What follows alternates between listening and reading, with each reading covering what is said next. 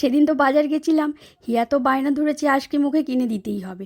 কোনো রকম বুঝিয়ে সুঝিয়ে বাড়িতে এনেছি, দিয়ে সকালবেলা বলেছি ওকে আইসক্রিম বানিয়ে দেবো। তার জন্য কিন্তু আমনটাকে আগে থেকে ভিজিয়ে রেখেছিলাম, তার সাথে কিন্তু কয়েকটা দানা কাজু আর কিছুটা গোবিন্দভোগ চালও কিন্তু ওই 4-5 ঘন্টা মতো ভিজিয়ে রেখেছিলাম। সেগুলো এখন একটা মিক্সিং জারে ট্রান্সফার করছি, দিয়ে কিন্তু একটা স্মুথ পেস্ট করে নেব। এদিকে 500 গ্রাম মতো দুধ ফুটিয়ে 300 গ্রাম মতো করেছি, সাথে পেস্টটাকে মিশিয়ে দিয়েছি। কন্টিনিউ নাড়তে থাকবো যতক্ষণ না পর্যন্ত এটা ঘন হচ্ছে। ঠান্ডা হলে কিন্তু আরও অনেকটাই ঘন হয়ে যাবে। মিক্সিং জারে এবার এটাকে ট্রান্সফার করে 2টো এলাচ দানা 2 চামচ চিনি দিয়ে একটা স্মুথ পেস্ট তৈরি করে নিয়েছি। এদিকে 1 প্যাকেট মতো অরিও বিস্কুট নিয়েছি, হাত দিয়ে গুঁড়ো করে নিয়েছি।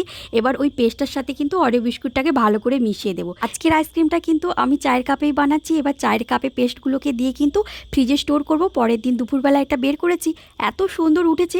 আমার কাছে ব্ল্যাক চকলেট ছিল না, তাই কিন্তু ডেয়ারি মিল্ক দিয়ে এটাকে কিন্তু কভার করেছি।